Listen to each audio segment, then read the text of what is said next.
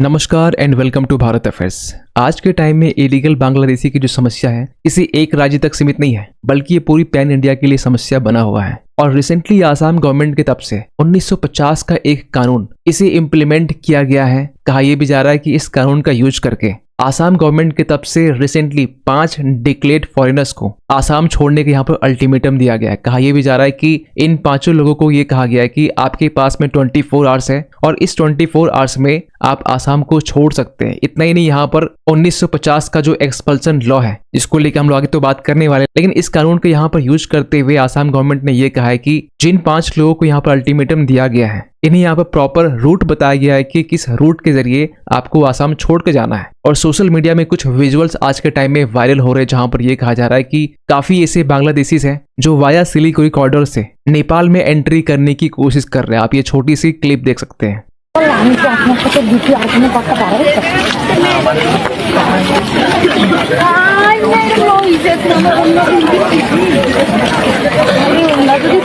सो इन्हीं सब चीज़ों को लेकर हम लोग इस वीडियो में डिटेल से बात करने वाले कि 1950 का जो एक्सपल्सन लॉ है ये क्या है, क्यों यहाँ पे एक लंबे टाइम के बाद में इसे यूज किया जा रहा है और सुप्रीम कोर्ट का यहाँ पर क्या कहना है इस 1950 के एक्सपल्सन लॉ को लेकर। तो पहले बात करते हैं 1950 का जो इमिग्रेंट्स एक्सपल्सन फ्रॉम आसाम जो एक्ट है जिसे बनाया गया था भारत की आजादी के बाद में। और इसे बनाने के पीछे मेन पर्पस ये था क्योंकि जब 1947 के टाइम में भारत आजाद होता है इस टाइम में एक पाकिस्तान बनता है और उस टाइम का जो पाकिस्तान था वो वेस्ट पाकिस्तान और ईस्ट पाकिस्तान था। जो ईस्ट पाकिस्तान है जो आज के टाइम में बांग्लादेश है, यहाँ से लार्ज स्केल में माइग्रेशन हो रहे थे। आपको बताना चाहते हैं कि जो आज का बांग्लादेश है जो उस टाइम में ईस्ट पाकिस्तान था, यहाँ से लार्ज स्केल में माइग्रेशन देखने को मिल रहा था जहां से जो लोग हैं ये आसाम में एंटर कर रहे थे। लेकिन इस लॉ को लेकर यहाँ पर क्वेश्चन मार्क भी रेज किए जाते हैं क्योंकि यहाँ पर यह भी कहा जाता है कि ये जो लॉ है ये कभी फोर्स में आया ही नहीं। लेकिन आपको बताना चाहते हैं कि एक शॉर्ट टाइम के लिए ये जो लॉज है ये फोर्स में आया था क्योंकि जब 1950 के टाइम में कुछ टाइम के लिए जब इस लॉ को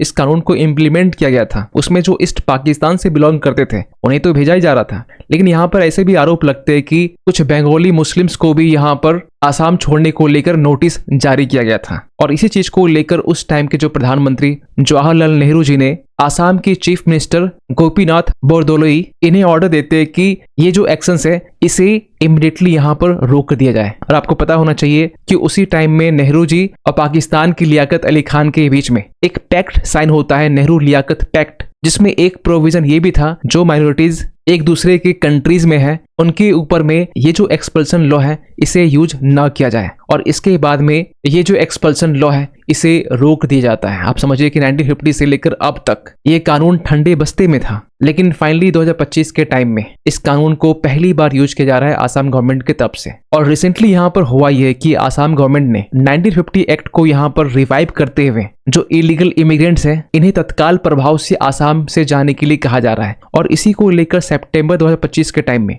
आसाम कैबिनेट की तरफ से ये एक स्टैंडर्ड ऑपरेटिंग प्रोसीजर जिसे आप SOP कह सकते हैं इसे अप्रूवल दिया गया ताकि इस एक्ट को ऑपरेशन में लाया जा सके। और इस SOP में यह कहा गया कि जो स्टेट के DC है या फिर SSP है इन्हें इतनी पावर दी जाती है कि जो इलीगल इमिग्रेंट्स हैं उन्हें ये आइडेंटिफाई करे और एक्सपेल भी करे। और ये आइडेंटिफाई करना और एक्सपेल करना ये विदिन 10 डेज में होना चाहिए। और जैसे ही आइडेंटिफाई होता है उन इलीगल इमिग्रेंट्स को 24 आवर्स का अल्टीमेटम दिया जाएगा और इस 24 आवर्स में इलीगल इमिग्रेंट्स को छोड़कर जाना पड़ेगा। जबकि अब तक यहाँ पर फॉरेनर ट्रिब्यूनल्स को यहाँ पर यूज किया जा रहा था इलीगल इमिग्रेंट्स को आइडेंटिफाई करने के लिए। तो कहा यह भी जा रहा है कि आसाम कैबिनेट की तरफ से SOP को अप्रूवल देना ये फॉरेनर ट्रिब्यूनल्स को भी बाईपास कर रहा है। और इसी SOP का यूज करके हम ये कहे कि एक्सपल्सन लॉ का यहाँ पे यूज करके पहली बार इसी महीने 5 लोगों को यहाँ पर आसाम छोड़ने के लिए कहा गया। इन 5 लोगों में हनुफा, मरियम, फातिमा, मुनावर, अमजद अली, ये 5 लोग हैं जिन्हें सोनितपुर के जो DC है ये 24 आवर्स का इन्हें अल्टीमेटम दिए। लेकिन सवाल ये निकल के आ रहा है कि 5 लोगों को आइडेंटिफाई कैसे किया गया। तो आपको बताना चाहते हैं कि जो फॉरेन ट्रिब्यूनल्स हैं जो कि एक लंबे टाइम से काम कर रही है और एक लंबा टाइम लेती है किसी इलीगल इमिग्रेंट्स को आइडेंटिफाई करने में, तो इनकी तरफ से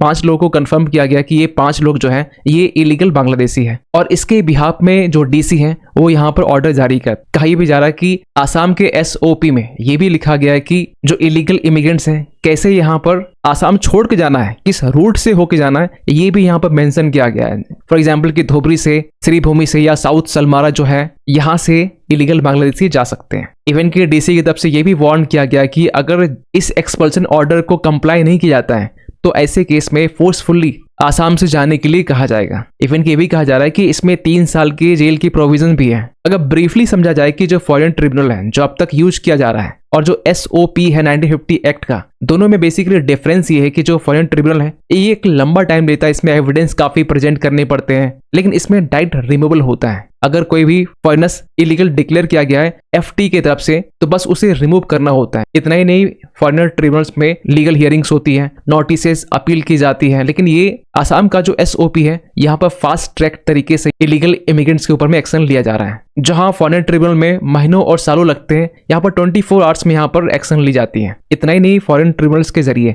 अगर यहाँ पर इलीगल इमिग्रेंट्स डिक्लेयर किया जाता है तो यहाँ पर आप अपील भी कर सकते हैं हाई कोर्ट में, सुप्रीम कोर्ट में, लेकिन 1950 के एक्ट में आप अपील भी नहीं कर सकते हैं। और आसाम की सेक्शन को लेकर यहाँ पर काफी कंसर्न सामने निकल के आ रहे हैं, जिसको लेकर जो क्रिटिक्स हैं वो ये भी कह रहे हैं कि ओनली 10 डेज में ये कैसे प्रूव किया जाएगा कि जो पर्सन है वो भारत का सिटीजन है या फिर ये इलीगल इमिग्रेंट्स है। और इसमें 24 आवर्स का यहाँ पर अल्टीमेटम भी दिया जा रहा है। मतलब यहाँ पर किसी तरीके का ड्यू प्रोसेस भी नहीं है, जो साफ साफ लीगल राइट्स को वायलेट कर रहा है। इतना ही नहीं, जो नया SOP है आसाम का, ये DC को लॉट ऑफ पावर देता है। इतना ही नहीं, DC के अलावा जो वहाँ के पुलिस होते हैं, जो SSP होते हैं, उन्हें भी यहाँ पर इतना पावर मिलता है कि वो खुद से आइडेंटिफाई करके डिपोर्ट भी कर सकते हैं इलीगल इमिग्रेंट को। इवन की कुछ क्रिटिक्स का ये भी मानना है कि यहाँ पर जो वल्नरेबल और मार्जिनलाइज जो कम्युनिटीज हैं, इन्हें यहाँ पर टारगेट किया जा सकता है। और अगर ऐसा होता है तो ये जो वल्नरेबल पीपल है ये डिसप्रपोर्शनेट रिस्क को भी फेस कर सकते हैं। लेकिन आपको बताना चाहते हैं कि इसमें सुप्रीम कोर्ट ने भी पिछले साल 1950 के एक्सपल्सन लॉ को लेकर ये कहा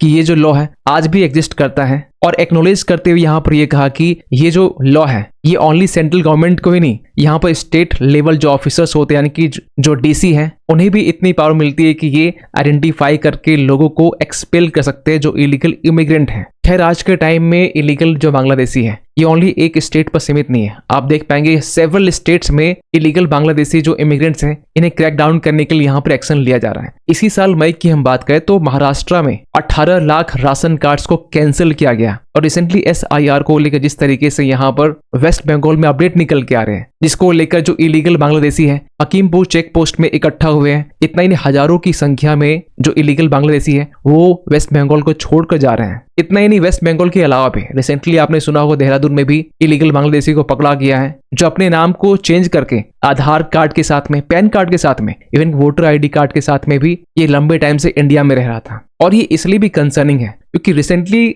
दिल्ली ब्लास्ट के बाद में डेक्कन क्रॉनिकल में एक आर्टिकल पब्लिश होता है जिसमें ये लिखा गया कि दिल्ली ब्लास्ट का जो लिंक है ये ढाका से भी जोड़ के देखा जा रहा है, क्योंकि लश्कर तैयबा का जो टॉप कमांडर है सैफुद्दीन सैफ, ये ब्लास्ट के कुछ टाइम पहले बांग्लादेश में रैली करता है। यहाँ पर रैली के दौरान में इंडिया को यहाँ पर धमकी भी दी जाती है, खासकर ऑपरेशन सिंदूर को लेकर भी। और रिसेंटली इन्वेस्टिगेशंस में ये भी मालूम चल रहा है कि जो दिल्ली में ब्लास्ट हुए ये कुछ महीनों की यहाँ प्लानिंग नहीं थी। एक्चुअली यहाँ पर D6 मिशंस को यहाँ पर प्लॉट करने की बात की जा रही थी, जिसकी जो तैयारी है वो 4 साल से चल रही थी। कहा यह भी जा रहा था कि D6 मिशन के जरिए ओनली एक जगह नहीं, मल्टीपल सिटीज में ब्लास्ट करने की प्लानिंग की जा रही थी। और इसलिए जरूरी हो जाता है कि जो इलीगल बांग्लादेशी है, जिसको देखकर न आप न हम समझ सकते हैं कि ये जो इलीगल बांग्लादेशी है वो भारत क्यों आया है, काम करने के पर्पस से या फिर कुछ और एक्टिविटीज के लिए। और अगर भारत और बांग्लादेश के बीच अगर बॉर्डर देखें तो 4096 किलोमीटर के बॉर्डर है। और सबसे बड़ी समस्या यहाँ पर यह है कि 100% यहाँ पे फेंसिंग हुई नहीं है, और इसी का फायदा यहाँ पर उठाते हैं जो इलीगल इमिग्रेंट हैं। वो इजिली या तो आसाम में एंटर कर जाते हैं